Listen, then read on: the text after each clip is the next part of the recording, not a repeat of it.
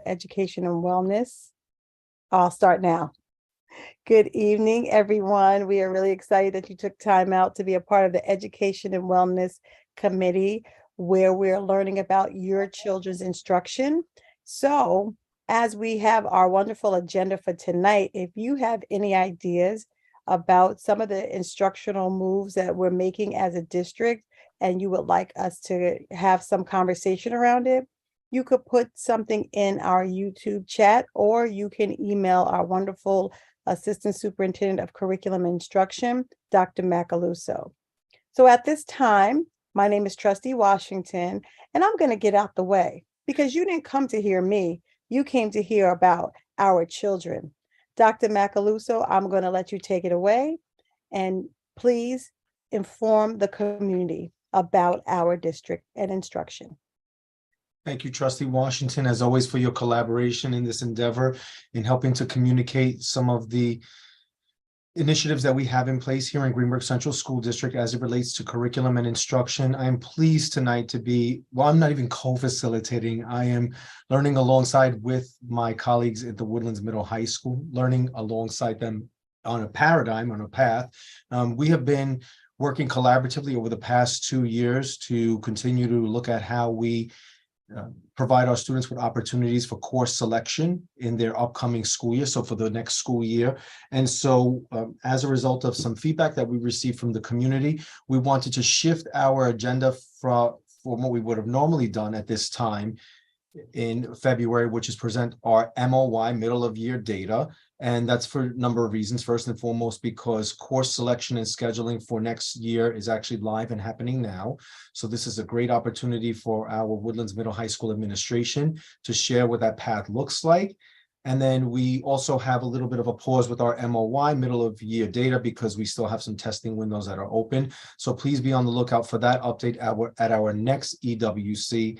And so with that, I know we have a couple of Woodlands Middle High School staff members and faculty, in addition to administration, who indicated that they would come here. So as you see their faces pop in, and apologize, I'm also monitoring the waiting room as well.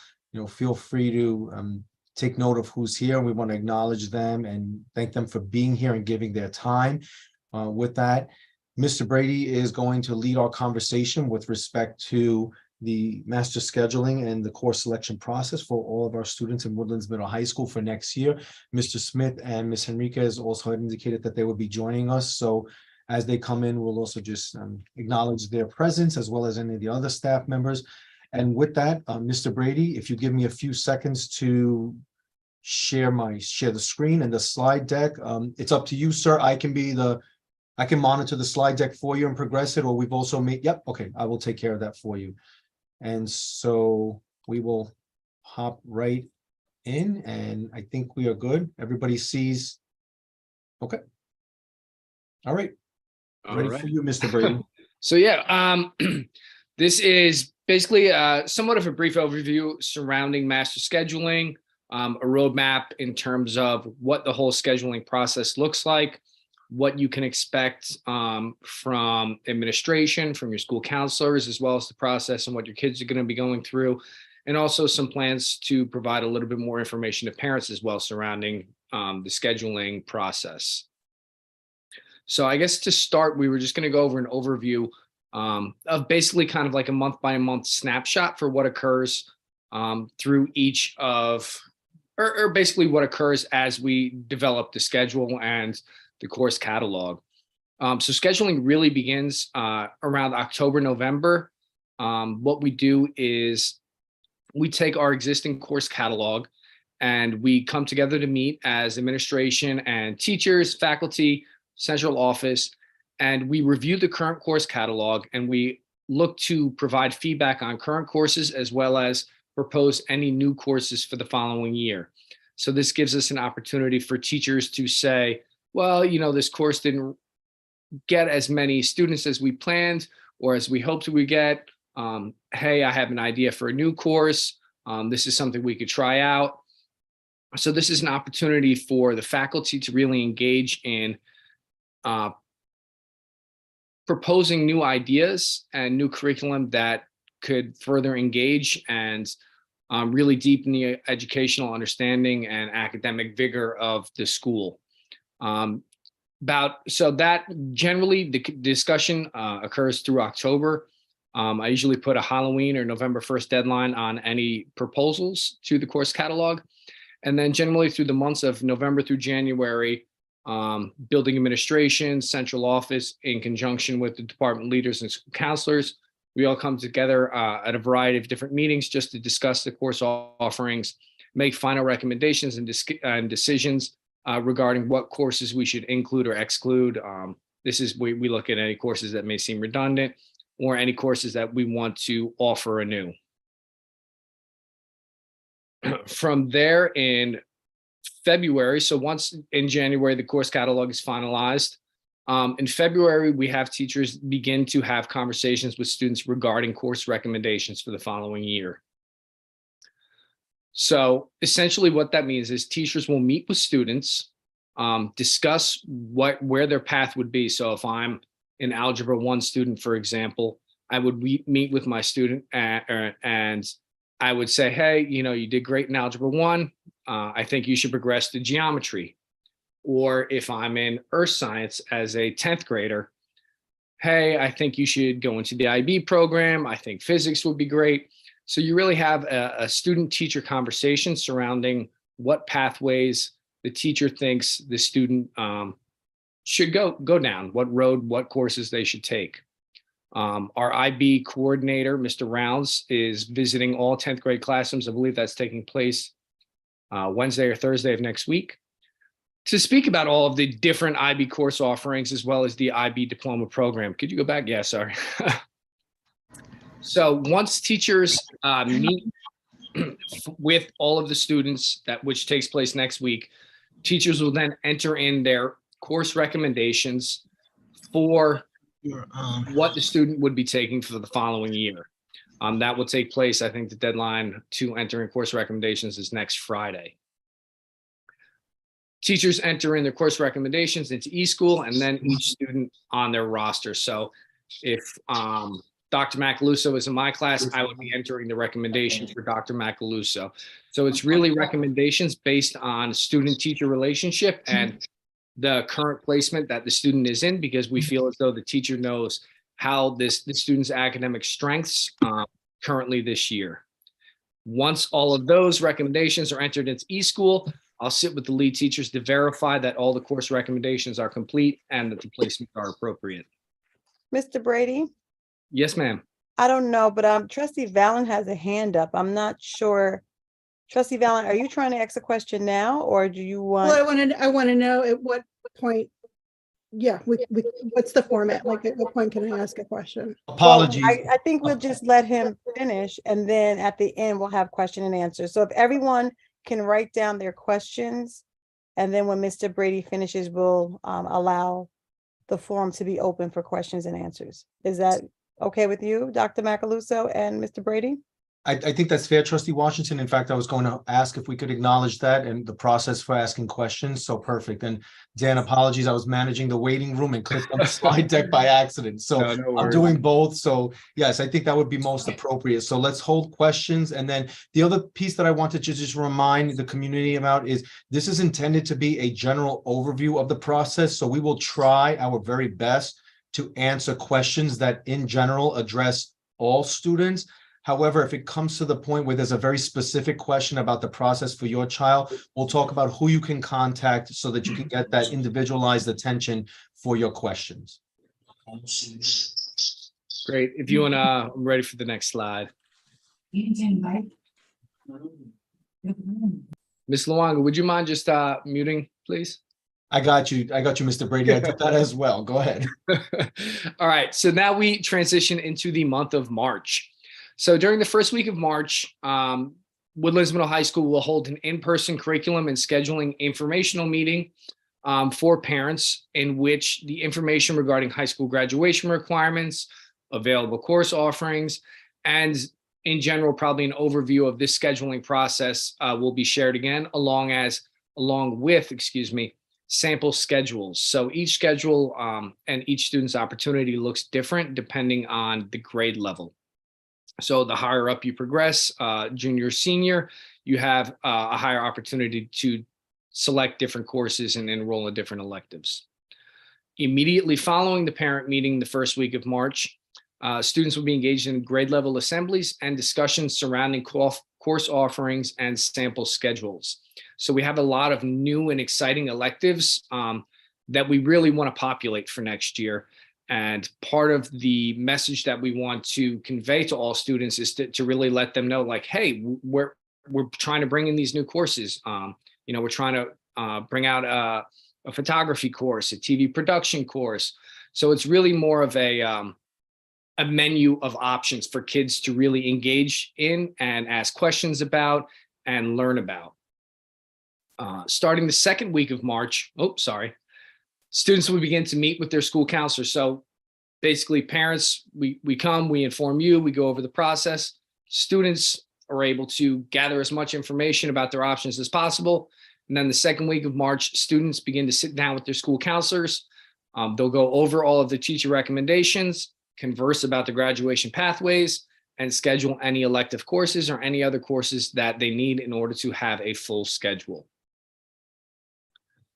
Through March and April, these meetings will take place. We do have a large number of kids and select few counselors. So we really want to provide an ample amount of time for students and counselors to meet to make sure that they schedule everything appropriately. Once all students have, or as students get their new recommendations and proposed schedules, we are going to make sure that those schedules and proposed courses will be shared with parents for parent review. That way parents will know exactly what it is student is being signed up for. At the same time, through March and April, all special education students are undergoing their annual review process in which their program is reviewed to determine their appropriate program placement. So why I mention this is because the results of each individual meeting greatly impact scheduling depending on the programmatic placement of the student. For example, if I have an IEP and my current setting is in 15-1 English, and my teacher thinks I did really well in English, but they think maybe next year in 10th grade English, I should be in 15-1, a similar setting.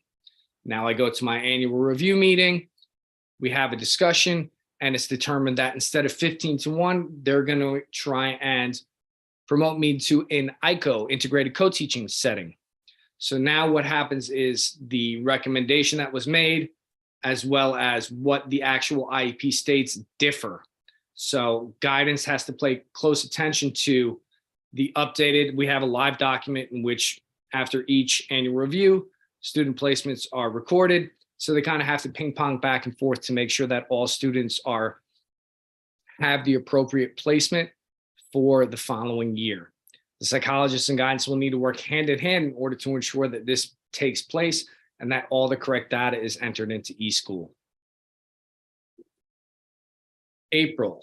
So now we're into April. So about mid-April, on or about April 14th, our goal is to have all course requests entered into eSchool. All students will have met with their counselors. School counselors will have communicated with students and parents regarding their proposed schedules. And any student or parent questions or changes to schedules should be communicated directly to the school counselor. So if I'm a parent and I see my child is in chemistry, but I really want to push them into physics or IB, I'm going to call the counselor and have that discussion with them. And then they'll make the changes based on whatever the outcome of that discussion would be. Once all of that is done, building and district administrators will meet to determine which courses will run for the 23-24 school year based on tallies. So what that means is I get a giant spreadsheet of all of the different courses we offer. And that tells me how many kids signed up for each course. And generally what we do is we look through, and any course that has low enrollment. So let's say we have a robotics class that only 5 students have enrolled in, we wouldn't run that course. What we would do is we would identify those 5 students, send them back to guidance and say, hey, Unfortunately, this course is not going to run for the next year. Please select a different course or an elective that you might want to be involved in. Around the last week of April, we have the end of the third quarter, which is the last opportunity for teachers to change their course recommendations based solely on student performance. So as I mentioned earlier, next week's teachers are going to recommend students for their placement for next year. So if I'm in English 9 and I failed first marking period and I failed second marking period, but I've been meeting with the teacher and I'm going to get my grind on, and I'm definitely going to, I'm geared to pass for the third quarter. And for the fourth quarter, they might recommend me for English 10. But if it comes to the third quarter and I have a 55, second quarter 55, and third quarter 55, realistically speaking, I might be repeating English 9. So at that time, the teacher would change or inform me to change the course request or course recommendation to have me repeat the course. That way, again, I'm in the proper placement for the following year. After all of this information has been input into the computer, we've determined what courses are going to run. Myself and building administration will begin to build the master schedule, which is a complex process. It's like a giant jigsaw puzzle in which I'm on the computer, moving courses around, trying to create the best schedule possible to enable all students to have all the courses that they requested. April through May. So I would say by mid-May, building administration will have completed building the master schedule. So once I have a certain number of percentage, so I try to aim for 80–90% of kids being fully scheduled, then I will say, okay, I'm done moving classes around. All the classes are going to stay in their designated periods. Counselors, at this point, then I turn all of the information over to the master schedule over to the school counselors. School counselors then go through, we can run reports to see what students have holes, in their schedule, what students didn't get certain courses because of the way the schedule was built. And they go through the process of meeting with those students to ensure that they are fully subscribed for the following school year. May through June, school counselors check with each student, again, to make sure that they're scheduled.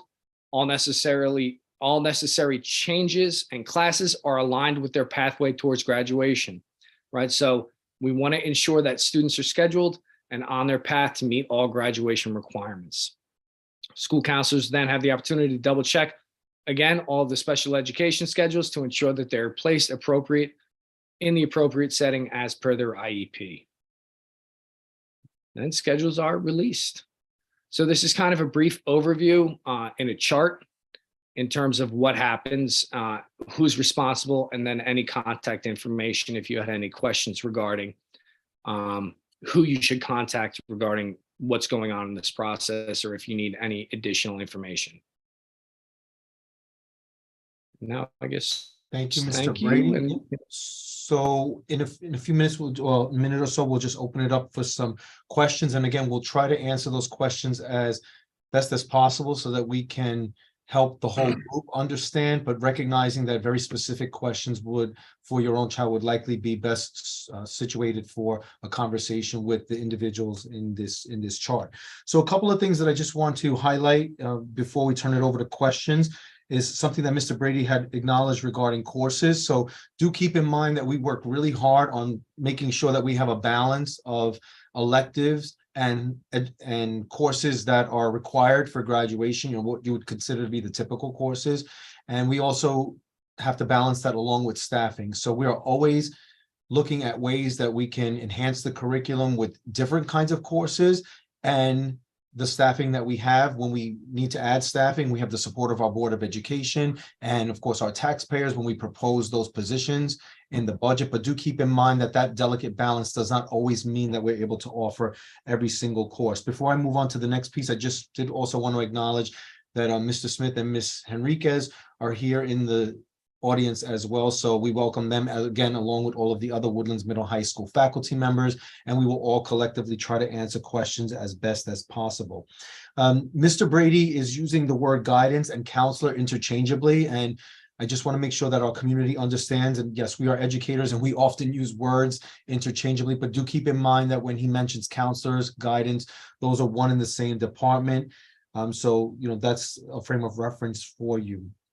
As for middle school, again, with middle school, we do try to provide as many electives as possible, but do keep in mind that middle school is a little bit more structured and their schedule and their course offerings tend to be a little bit more fixed than what an upperclassman might be exposed to. So do keep that in mind when you think about this process for your child who might be entering the middle school grades, because I do see that we have some parents in the audience who are from our elementary schools.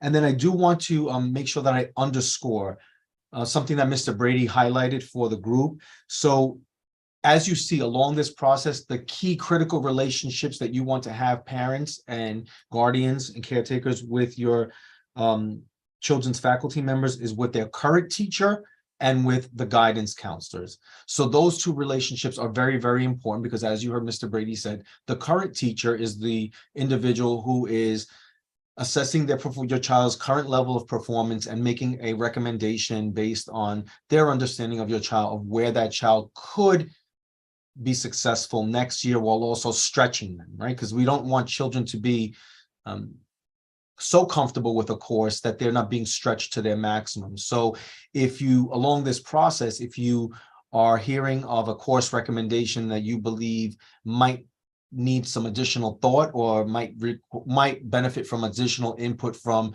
you, our parents and guardians, then the first level of conversation would be with the current teacher, and then of course always with guidance. So with those kind of quick I guess highlights and things that I wanted to make sure that we point out, we will try to answer as many questions as possible. And Trustee Washington, I do know that we want to also try to allow our audience to make it over to Highview for a talent show. So, we'll monitor the airtime and then decide when we would kind of end the questions for this. And of course, if we don't answer your question in this space, our emails are here. I'm always available, and so is the high school administration. So with that, I turn it over to the audience, and I will try to be as efficient as possible with watching hands. And I know Trustee Valen, I think you had a hand raised from earlier on. If you'd like to start us off. Sure. Three quick ones. One, can you just confirm that this process refers mostly to the high school, and you're going to start doing meetings with the students and the parents for each grade? Two, at what point are BOCES offerings explained to students who may be interested? And three, how do we inform? I understand, middle school, as you mentioned, there's not much choice there, but I think in when they're choosing a language or something like that, I think it's helpful for middle school parents and families to be aware of what's coming ahead, because that might determine some of their choices in the lower level.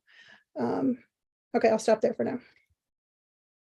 So before you answer, Mr. Brady, I do want to just clarify for the audience. So BOCES courses are what you would consider CTE, career and technical education courses. So go ahead, Mr. Brady. Yeah, so my apologies. I did leave that out of the presentation. Mr. Dominguez does have, so Mr. Dominguez, again, our school counselor, one of our school counselors, is the liaison with BOCES. And generally he has someone from BOCES come over to explain the different programs that are offered via an assembly. I believe that does take place in the month of March, but I am uncertain as of now to a particular date. Okay, and can you also find out, and just inform the board later, I guess, what grades are in that assembly? That would be 10th grade, because BOCES is generally a 2-year commitment starting in 11th grade. So that would be the 10th grade assembly. Thank you. You're welcome. And what we'll do is we'll revise this slide deck to reflect that information so that everyone has that information as well. I also saw Dr. Fritz's hand up. I'm not sure if I he think was I gonna- saw that, but it went down. So I'm not sure if he still has a question. or was he going to answer? Could you answer my other questions? Yeah, no, I'm sorry. I believe there I is. did have a question. Sorry, Doc, if you mind just holding on, I just want to get back to Miss Valen. Sure. So there is a middle school orientation that takes place. I believe it occurs April 20th, if my recollection serves. I'm trying to remember the district calendar. But yes, a middle school orientation. So that would be parents of students from 6th grade coming up into 7th grade. I will coordinate with Ms. Henriquez regarding an scheduling information session with the middle school in the future as well. Mr. Brady, you're spot on. You noticed me get up, but yes, April 20th is that middle school orientation for rising 7th graders. Okay, and my first question, sorry, Ms. Enriquez. No, you had a question on languages? Some of the choices on languages that might impact which path they take later on. Yes. Yeah, we'll explain that to them on April 20th. But yes, it will be, we usually go down. We send a Spanish teacher to go and test the students at Bailey, and we schedule that with the teachers. Okay. And then just going back to my first question, was this process that you're explaining is not just for juniors and just seniors. You're now planning on meeting with students in 9, 10, 11, and 12, or 9, 10, and 11? It would, families again in March, or how are you? yeah, so it would be meeting with 8th going into 9th, 9th going into 10th, 10th going into 11th, and then 11th into 12th. Seniors, there is no need to meet with them considering they're all graduating.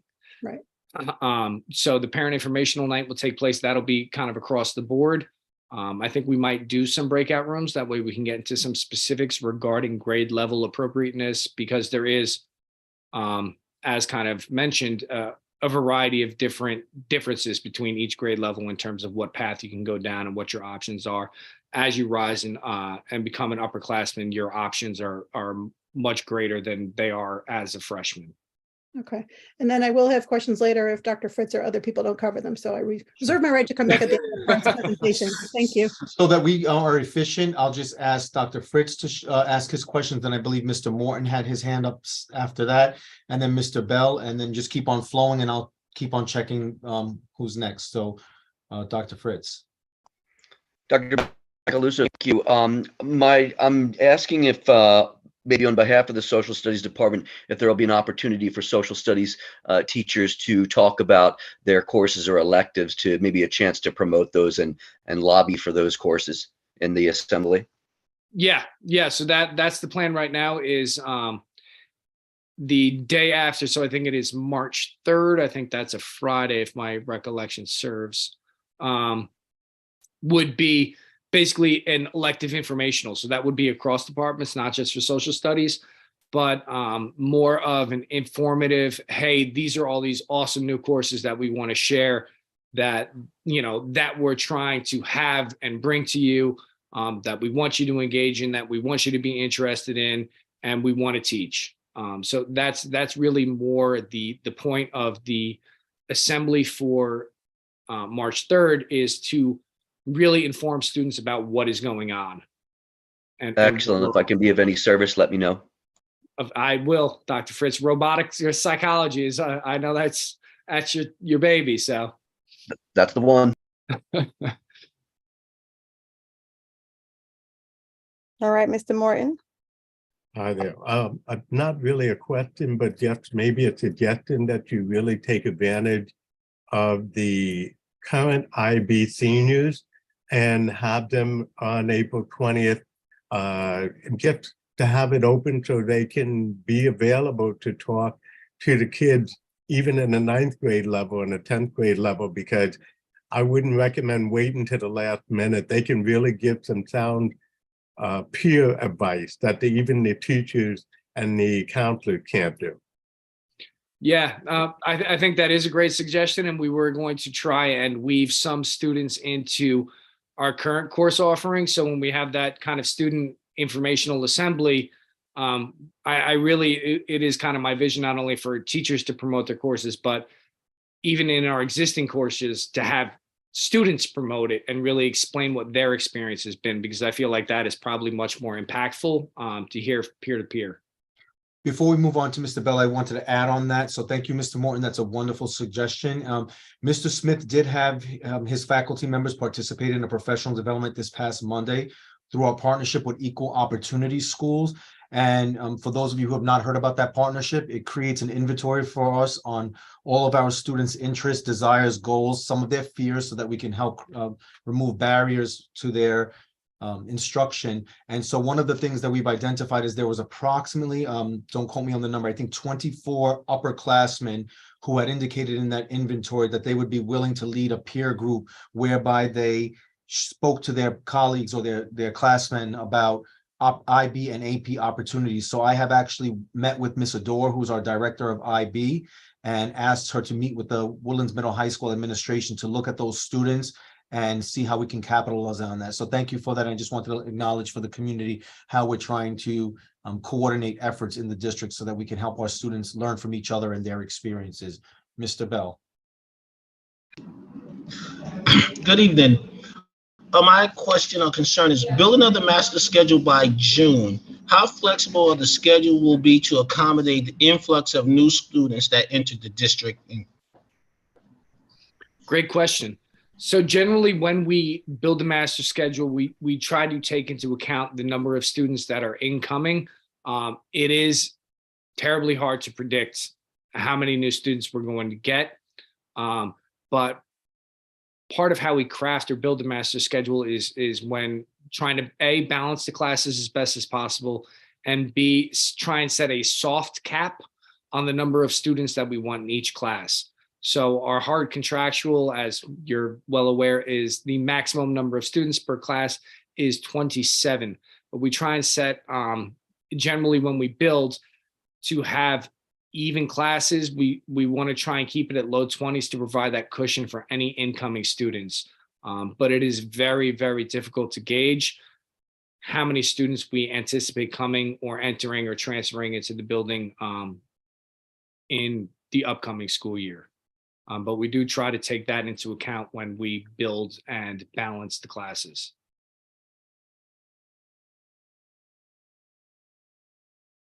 Before we move on to the next question, Mr. Smith, I see you dropped something in the chat. I can't just recall where that was in the. I think he was just referring to the. Referring to 29 students, 29 IB students. Oh, there you go. Thank you, sir. Thank you. Between managing the waiting room and looking at the chat and hands, I was like, wait, which question did that address? And also taking some notes on how we'll revise the slide deck to accommodate for some of these questions so that parents who might not be able to see the visual feed can pull up the PowerPoint and look at it there. Other questions, other thoughts? Mr. Smith or Ms. Henriquez, anything else that you wanted to add for our parents and caregivers regarding the process or?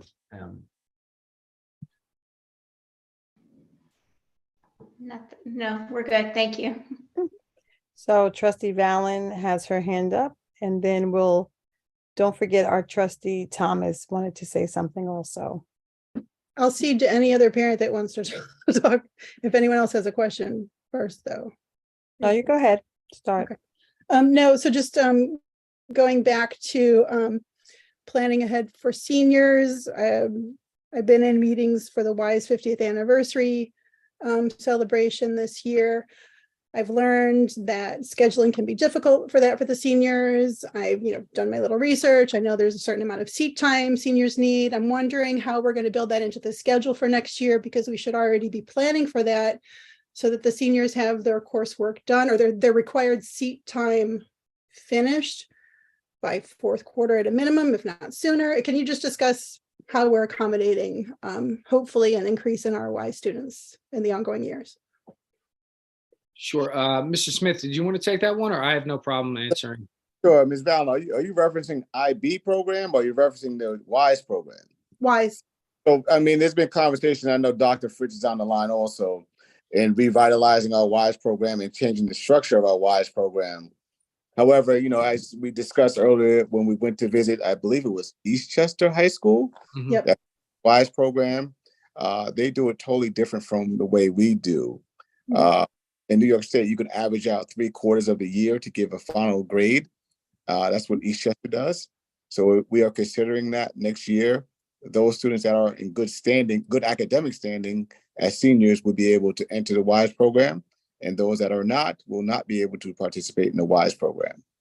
So every kid has more than enough seat time as we progress through the year. So are you saying we're looking at doing the fourth quarter model instead of the last semester, or are we keeping options open for now? How are we planning the schedule to help them actually get to where they need to go? Right. So what I'm saying is that we are considering the fourth quarter model.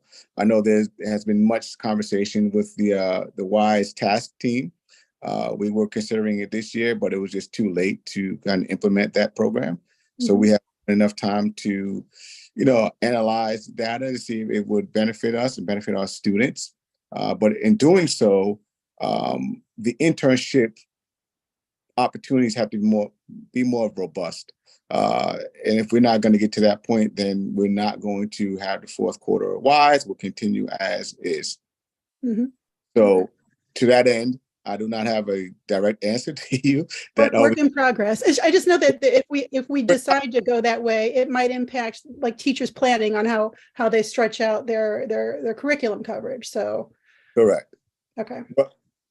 Yes, and as you have summarized, Trustee Valen, that is exactly what it is. So we've been working in collaboration with the Woodlands Middle High School administration to look exactly how we can take all those moving parts, right? Identifying sound partnerships with community organizations that can sponsor our students, how we can weave some of the requirements of WISE into the regular curriculum so that students are documenting their work, how they're getting the required seat time, how we're leveraging our faculty, and how we're leveraging our just plain old staffing, right? Because that does require us to devote staffing to it. And not that I'm not saying that we're not committed to it, but after we have all these moving parts with courses that we have to add in because we've had an overage and something like that, we have to keep on looking at that. So it's a work in it's an ongoing developing process that we are looking at, and we do that in collaboration. And so look into seeing how we will continue to refine that for next year.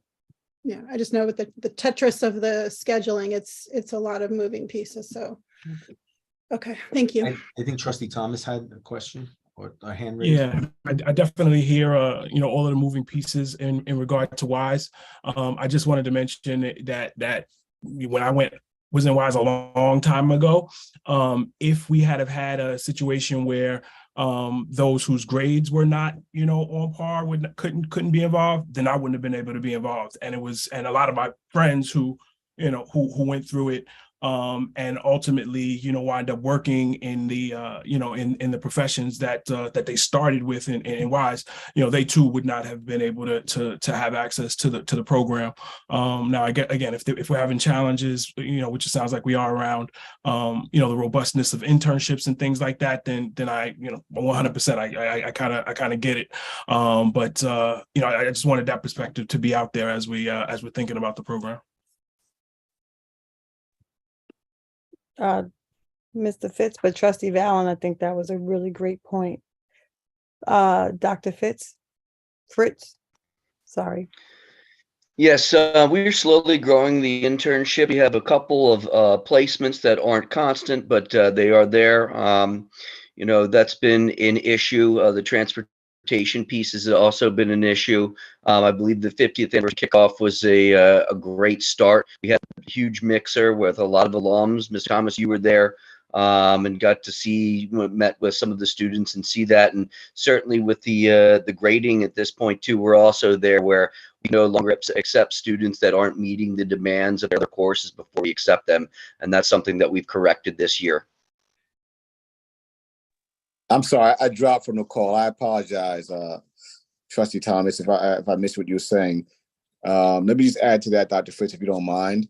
I did catch the piece when you were saying that those students, maybe even yourself, that weren't performing academically would not be involved with WISE. What we found is that we have to revamp WISE to make it a more robust program. We're not trying to exclude anyone from the program at all. We're trying to encourage seniors to do well academically. But if they're not in good standing, even now, if they're not in good standing, if they're not passing all their courses, they could not participate in WISE. Yes, unfortunately, no, we did have to move that direction. We did have a couple of students that just weren't meeting those requirements, and we couldn't take them.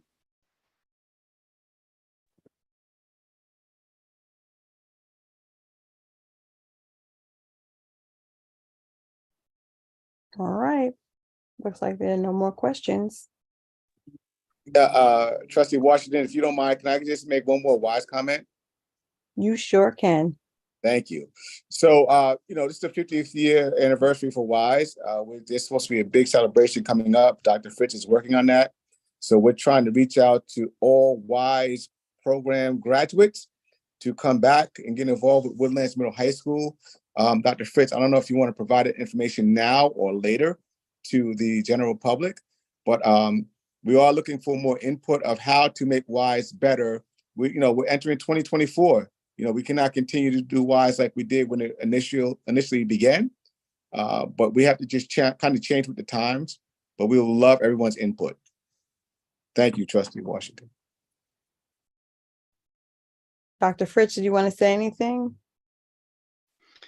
Certainly, that information is ongoing. We have a 50th anniversary rededication. We're also working on a street naming, a tree planting, and a plaque that will commemorate WISE 50th anniversary. We've been working closely with the Fairview Equity Group that has been come in, and they've been invaluable to us in terms of doing placements with internships. We've also been working with the mural group that's going to come in, and they're also working with some of our students. So we are starting to grow those efforts out, and definitely a shout out to Fairview Equity Group that's been so helpful with that. And I think some of the alums saw that too, and we got a lot of great contacts at that 50th anniversary mixer, which was absolutely phenomenal in terms of the interaction with our students and also alums. They came in and offered their services. We had people that work for Sony. We had people that had their own businesses. We have a couple placements also in some of the elementary schools. So we're slow but sure. Please keep a lookout too for on Twitter and Facebook. We have a Facebook page as well. So we started our social media campaign this year, which is, we're getting there to the 21st century. All right. I see Mr. Bell had his hand up.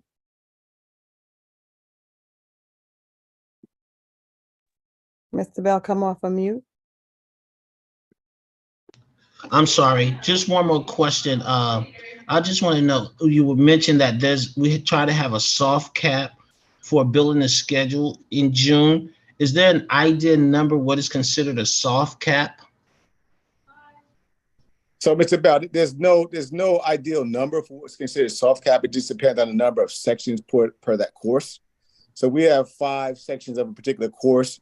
A soft cap could range anywhere from 22 to 25. If we have 3 sections of the course, it could range from 25. It just depends on the number of sections that we are able to offer. We are cognizant of the fact that we get multiple transfers a year. We get well over 3 dozen students every year, but there's no way that we can predict the number of transfer kids that we'll receive in 2023, 2024. I'd also just like to add on to that. The number of sections and the number of classes that we're able to offer per course is also dependent on the number of FTEs we have available. So if we And you have, just said an acronym, Mr. oh yeah, B? I'm sorry. Yes, ma'am. Okay, thank you. I know I'm so used to speaking in educational jargon. That FTE means full-time employee. So if we have one teacher that's able to teach 5 sections of English, we try and balance out those classes as best as possible and as even as possible. But if we have that one teacher and there's only 4 sections, then we can create 5 sections with smaller class sizes. It's all very dependent on the number of students currently enrolled that are programmed for those courses in correlation with the number of faculty available to teach.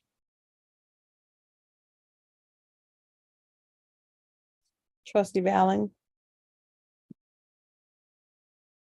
Sorry, again. So 2 more questions. So we talked about Mr. Rounds is going to go visit the 10th grade classes for IB, talking about IB. Is there going to be a separate parent meeting? Because IB, the discussion around students who are interested in IB is a little more intense than for other classes. Is there going to be, we've had in previous years, a parent meeting for those students interested in becoming part of the diploma program, or even just taking those courses? Is there going to be a separate meeting? Yes, ma'am. I believe I just didn't get the dates from Mr. Rounds in Okay. particular to include in this, but yeah, it's every year or just like in years past, I think Mr. Rounds holds multiple meetings or informational meetings about IB. And then once the diploma program students are selected or enrolled, then they have more specific meetings. Yeah, because there's like at least 20 questions tend to pop up from new parents. Okay, and then you're talking about things that might need to change in the future. And you mentioned how the IEP changes in March and April impact the scheduling. And of course, those things could change throughout the year. I guess our ENL population could change throughout the year. In general, is the schedule set like, you have blocks in each grade for, let's just say the big four: math, ELA, social studies, science. There's some wiggle room because it's not required all 4 years. So I'm imagining that as you're doing that master schedule, those are kind of set, and then you're putting in the supports for your ENL students in those classes. You wouldn't need to necessarily change the master schedule. And then the same for maybe students who are in the ICO setting, just because I know traditionally there's a lot of changes that happen during the summer, and I'm hoping that maybe.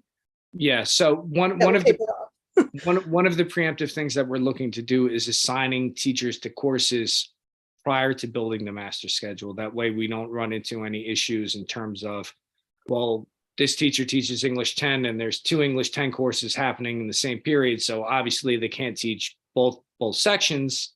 So preemptively, we're going to try and assign teachers to each of the courses. That way, when I do go to build it, the builder knows not to schedule those courses during the same time because that teacher would be unavailable.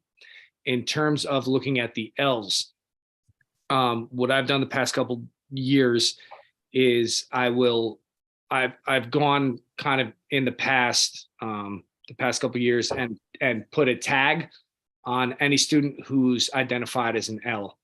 And what I do is I look at all of the courses that they're going to take.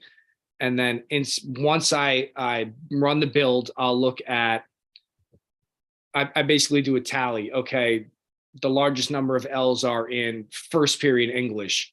So then what I would do is I would lock those students so that they're in first period English. I'd grab all the other L's that are supposed to be, and I'd forcefully schedule them into that first period English. And then I'd remix again so that then the rest of their schedule gets remixed. Kids that may or may not have been in that course could potentially be scheduled into another course. So essentially what I do is put a tag on an L, look at what the requirements are, identify the course section or period in which the majority of L's have that course, and then I designate that the L section and try and schedule all of the L's within that same period.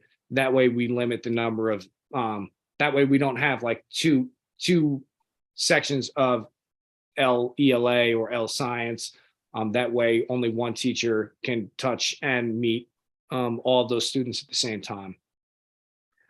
Sometimes that occurs if an L is also an IEP student, then because that IEP student cannot move out of that designated section, then that would become by default the L section as well. Okay. I do not envy you that. Yeah, it's a lot of moving parts. Okay. All right, I see another hand, Giovanni Izaguirre. Yes, hi, good evening. So I am a little confused with the WISE and the IB. I know there are different programs. So does the student choose one of these? How do we know, like, can they take both of these? I just need to more explanation, like what is the difference? Or like I know IB is 2 years. So the WISE, it requires certain amount of years. How is it the program exactly? So IB is the International Baccalaureate Program. So the majority of the IB courses do run 2 years. They're offered junior and senior year. You do not need to be part of the diploma program to take an IB course. So I could have all regular classes, but take an IB science course. Or I could take all regular classes and take an IB English class. Depending on the course you take, science is the only 1-year course. All of the other IB courses are junior year and senior year, so they run 2 years. WISE is an entirely separate entity. It stands for Woodlands Individualized Student Experience.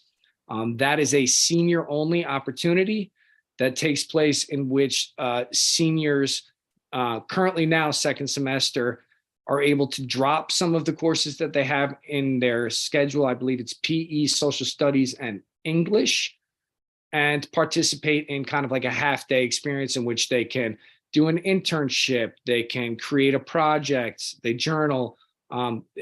If you go to a WISE meeting, it'll be much more informative. But generally, WISE is specific to second semester senior year. If you are taking IB courses and in the WISE program, you can do both. So we'll make allowances. All right. For that. But yeah, Thank you. No, not a problem.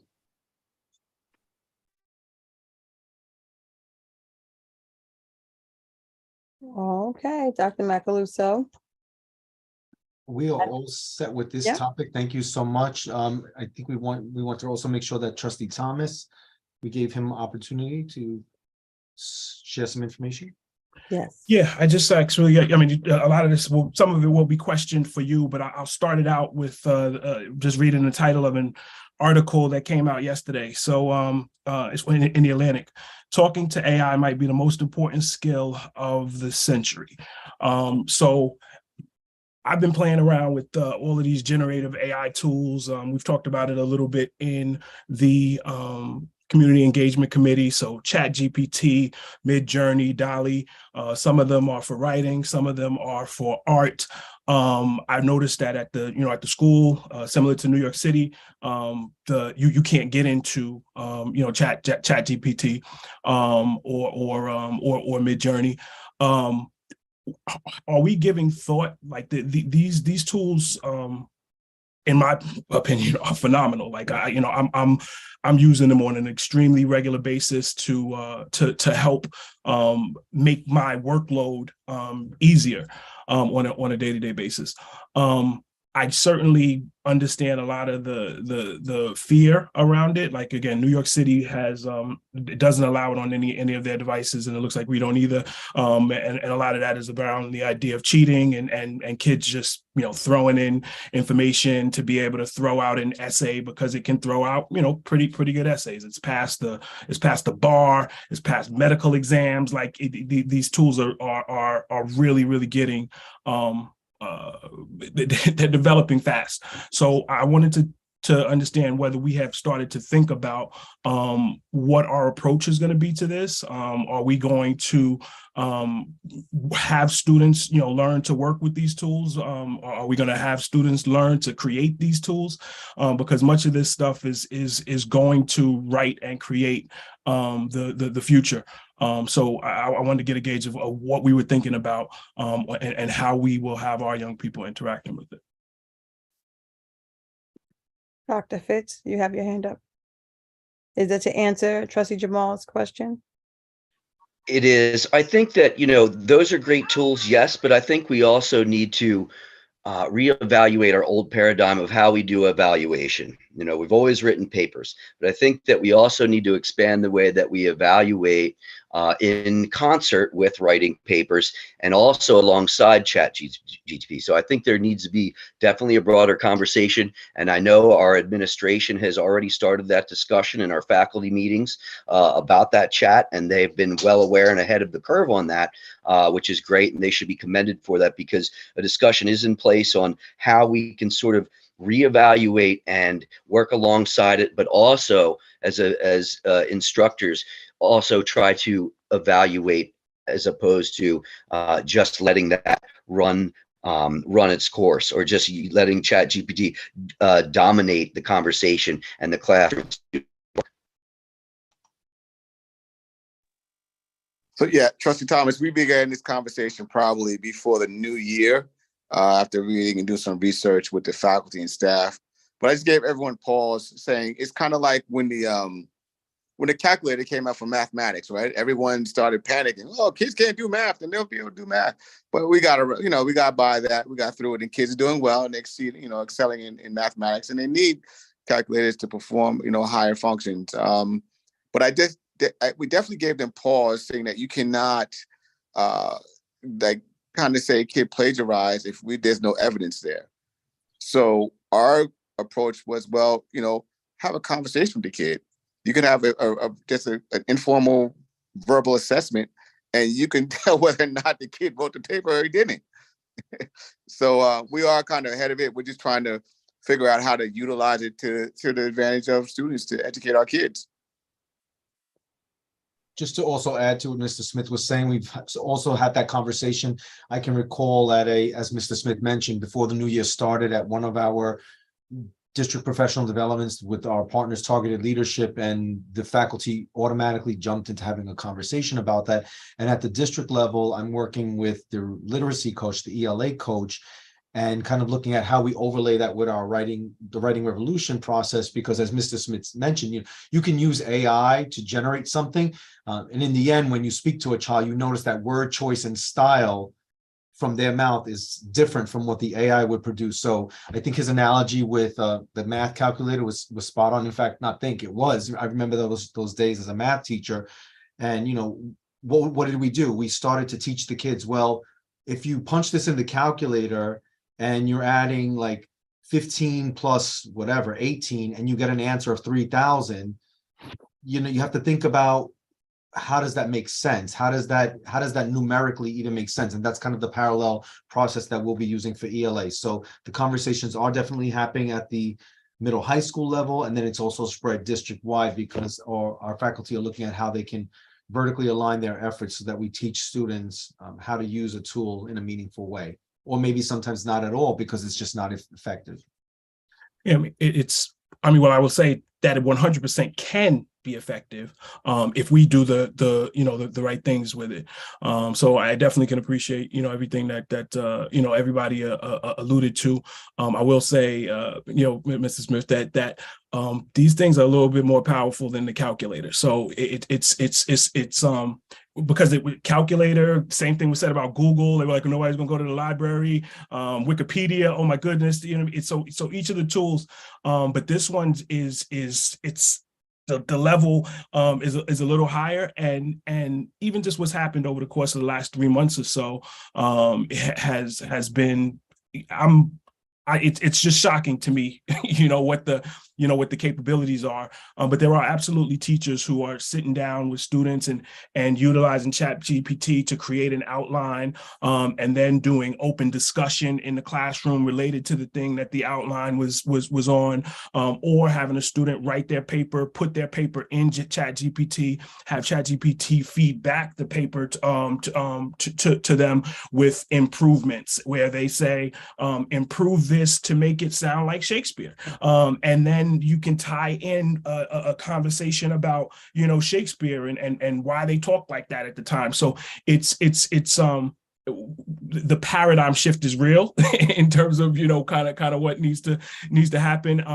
I certainly don't have all the answers. I'm studying it, very, very, very deeply, and I think that it's something that can supercharge a lot of our efforts if we look at it and we focus in on it, right? So I'm hopeful that we'll be able to do that, and that this can be something that's an ongoing conversation, and perhaps other folks from the community that are utilizing the tools can share some of their thoughts on best practices and ways that these things can help support our student population as well as the teacher population, because even for teachers, it's my daughter's a teacher in the Bronx. She's teaching kids out of a graphic novel that was written with like very old prose and stuff. Like the kids weren't understanding the words. She took a picture, scanned it, put that in ChatGPT, said turn it into standard English, and now some of the kids understood what they didn't understand before. So there's an calculable amount of things, that this is going to point to. And I just wanted to express, some of the importance, and it sounds like you guys are thinking in this direction already, which I'm happy to hear. Mr. Morton? Yeah, having gone through a process of a senior doing essays and all that for college, we were on the side warned that you could possibly lose out on the college if they find any type of information that was done with a chat. And you got to be very careful. You got to walk that fine line, because if a person is sitting there with the perfect grades and everything to get into a school, and one essay is in question because of a chat, and they lose that possibility to go to college, they're going to be pretty pissed off. And there were a couple of people on the side, they were warning. We went to a lot of colleges where they said, yeah, well, we know.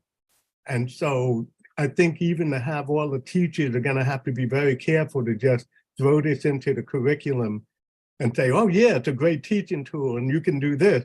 And then they get there to college and they go apply and they write an essay and they use the chat, and somebody picks up on it and goes, I don't know about that. They may lose out on a place they really wanted to go to. So I just say, go with caution, very carefully when you, especially trying to be a senior and you're in your last year and you've just stressed out and it's an easy way out and it may be a bad way out. I would just quickly offer, Mr. Morton, that I believe that the likelihood of what you just described happens more if we don't show them how to use it, because they're going to be able to go on their phone and do it regardless. And if we try to hide it and stuff, that's when they're not going to know, what they can and can't do. They'll just try to take the easy way out. This is a part of, digital literacy that they're going to have to understand. And I threw in the chat I only really we talked about the essay side, but I just threw a page where, these are images that are created, so from just an art perspective and what we're doing, they look like real pictures, but these are images created by, something that somebody prompted. So we can't close our eyes. Well, I think we don't want to make it the forbidden fruit where that's when they go towards it. So it's like Principal Smith said, if we educate the staff and then educate the students, and like you said, Trustee Thomas, then it could be a tool. And then, Mr. Morton, we educate on when to use it. And it's also choices, right? So what are the choices we're going to make to advance our own education? So we want our students to have intrinsic motivation so that they want to own their learning, that they're going to make the right choices. So I'm excited that you guys were already talking about it, because it's nice to hear that. I see you, Assistant Principal Brady. Yes, ma'am. I just wanted to reiterate, I think it is a great tool. But I think we need to concentrate on it just being a tool. When I think about ChatGPT and some of the examples that Trustee Jamal, I'm sorry, I forget what your last name is. Thomas. What Trustee Thomas was mentioning is, if I'm thinking now about improving my essay, and let's say I'm that kid at home that I'm going to be my first generation going to college, and I'm home by myself, and I want to run my essay by somebody to get some feedback. If I can plug that in there and get that feedback and have that peer that can help evaluate or help strengthen my essay, then that's something that we should utilize. It's a slippery slope between using it as a tool and having it be a crutch in which students rely on. The other thing to consider is when we're using this, how fast is the state going to catch up to everything that's going on? We have, not unfortunately, but assessments are a reality. State assessments are a reality. We need 5 Regents in order to graduate high school. Are the assessments going to vary or change, or how much are they going to keep up with this growing technology and the resources available to all of our students?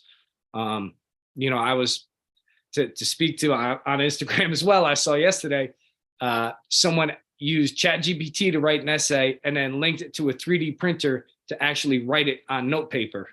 So it is excelling very quick. It's very cool.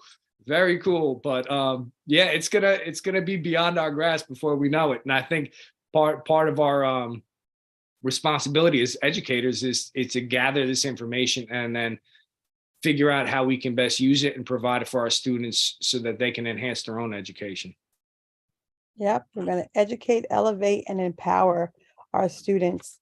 But I think, thank you so much for all this conversation. And thank to all the community that came out and to all the parents that had questions. And if you have any other questions, you can always email Principal Smith. You can always email our Assistant Superintendent of Curriculum and Instruction. And then maybe even Assistant Principal Brady, you'll make a course out of that. During your course creation. So we just thank everyone. I think these are the last words. I want to say happy Black History Month to everyone and to all of our school counselors. It's School Counselor Appreciation Week. So please let all of our Greenburgh school counselors that we truly appreciate them from the trustees. And we just hope that everyone has a wonderful night. Please go to the high school. Please see the courses. Please talk to administration and teachers. And I just want to give a big shout out to our union president of our teachers who came out, Mr. Bell. Thank you so much. And to all the faculty that's out here tonight, just wave your hand if you are an employee at 7:38 p.m.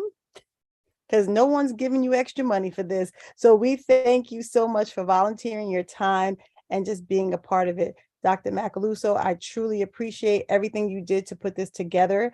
And do you know the date to our next meeting?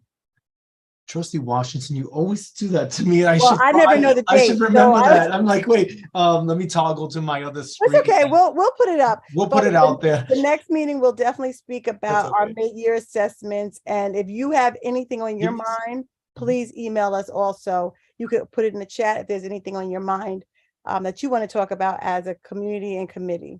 And I saw Trustee Valentine. She And has that one means more Trustee question. Valen found I'm that gonna tell date for you, us. Come on, one Trustee more Valen. I question. know you did. One. That's it, Trustee Valen. Go ahead. Probably May 22nd. Oh, so look at her. See, Wait. March 9. March 9th. I knew it was May close. 22nd, two more. Yep. okay. I So knew it was March close 9th. by. Yep. March Yep. 9th. March 9th. Thank you so much, Trustee Val. We appreciate you. So we will have the mid-year assessments and we can talk about data, and our next steps as a district. All right. Anybody else want to say anything? All right. Thank you. Good Have night, a good everybody. night. Get Pleasure. some rest. Good night. Good night.